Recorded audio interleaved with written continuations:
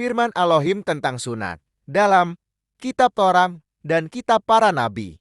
Yehezkiel 44 ayat 9. Oleh sebab itu, beginilah firman Yahweh, tidak seorang pun dari orang-orang asing yang hatinya dan dagingnya tidak bersunat, boleh masuk dalam tempat kudusku, ya setiap orang asing yang ada di tengah-tengah orang Israel. Yeremia 9 ayat 25, lihat, waktunya akan datang. Demikianlah firman Yahweh, bahwa aku menghukum orang-orang yang telah bersunat kulit khatannya. Yeremia 9 ayat 26, orang Mesir, orang Yehuda, orang Edom, Bani Amon, orang Moab, dan semua orang yang berpotong, tapi rambutnya berkeliling, orang-orang yang diam di padang gurun. Sebab segala bangsa tidak bersunat, dan segenap kaum Israel tidak bersunat hatinya. Yeremia 4 ayat 4, sunatlah dirimu bagi Yahweh, dan jauhkanlah kulit khatan hatimu, hai orang Yehuda dan penduduk Yerusalem, supaya jangan murkaku mengamuk seperti api, dan menyala-nyala dengan tidak ada yang memadamkan, oleh karena perbuatan-perbuatanmu yang jahat. Yosua 5 ayat 2 dan 3, pada waktu itu, berfirmanlah Yahweh kepada Yosua, buatlah pisau dari batu, dan sunatlah lagi, orang Israel itu, untuk kedua kalinya. Lalu Yosua membuat pisau dari batu, dan disunatnyalah orang Israel itu, di bukit kulit khatan. Yosua 5 ayat 5, sebab, semua orang yang keluar dari Mesir itu, telah bersunat.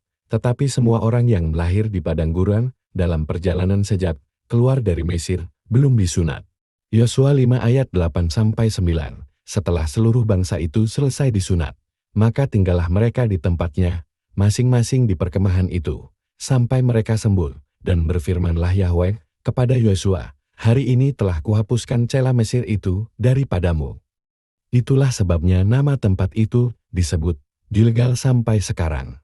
Ulangan 30 ayat 2 dan 6, dan apabila engkau berbalik kepada Yahweh, Elohimmu, dan mendengarkan suaranya, sesuai dengan segala yang kuperintahkan kepadamu pada hari ini, baik engkau maupun anak-anakmu, dengan segenap hatimu, dan dengan segenap jiwamu, dan Yahweh, Elohimmu akan menyunat hatimu, dan hati keturunanmu, sehingga engkau mengasihi Yahweh, Elohimmu, dengan segenap hatimu, dan dengan segenap jiwamu, supaya engkau hidup. Ulangan 10 ayat 16, sebab itu sunatlah hatimu, dan janganlah lagi kamu tegar tengkuk. Imamat 12 ayat 1-3, Yahweh berfirman kepada Musa, demikian, katakanlah kepada orang Israel, apabila seorang perempuan bersalin, dan melahirkan anak laki-laki, maka najislah ia selama 7 hari, sama seperti pada hari-hari, ia bercemar kain ia najis, dan pada hari yang ke-8, haruslah dikerat daging kulit khatan anak itu. Keluaran 12 ayat 43-44, berfirmanlah Yahweh kepada Musa dan Harun, inilah ketetapan mengenai pesal, tidak seorang pun dari bangsa asing boleh memakannya, seorang budak belian barulah boleh memakannya, setelah engkau menyunat dia. Keluaran 12 ayat 48, tetapi apabila seorang asing telah menetap padamu, dan mau merayakan pesal bagi Yahweh, maka setiap laki-laki yang bersama-sama dengan dia, wajiblah disunat, barulah ia boleh mendekat untuk merayakannya, ia akan dianggap sebagai orang asli. Tetapi tidak seorang pun yang tidak bersunat, boleh memakannya. Dasarnya adalah firman Elohim yang dituliskan Musa, dalam Kejadian 17 ayat 1-27, sunat sebagai tanda perjanjian Elohim dengan Abraham. Ayat 1 dan 7, ketika Abram berumur 99 tahun, maka Yahweh menampakkan diri kepada Abram, dan berfirman kepadanya, akulah Elohim yang Maha Kuasa, hiduplah di hadapanku dengan tidak bercela, aku akan mengadakan perjanjian antara aku dan engkau serta keturunanmu. Turun-temurun menjadi perjanjian yang kekal, supaya aku menjadi Elohimmu, dan Elohim keturunanmu.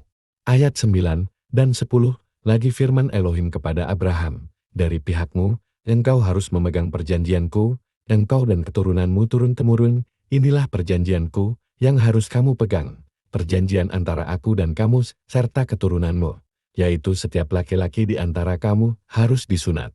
Ayat 11-12, haruslah dikerat kulit khatanmu, dan itulah akan menjadi tanda perjanjian antara aku dan kamu. Anak yang berumur 8 hari haruslah disunat, yakni setiap laki-laki di antara kamu, turun-temurun, baik yang lahir di rumahmu, maupun yang dibeli dengan uang. dari salah seorang asing, tetapi tidak termasuk keturunanmu. Ayat 13, orang yang lahir di rumahmu, dan orang yang engkau beli dengan uang, harus disunat, maka dalam daging mulat, perjanjianku itu menjadi perjanjian yang kekal. Ayat 14, dan orang yang tidak disunat, yakni laki-laki yang tidak dikerat kulit hatanya, maka orang itu harus dilenyapkan dari antara orang-orang sebangsanya, ia telah mengingkari perjanjianku.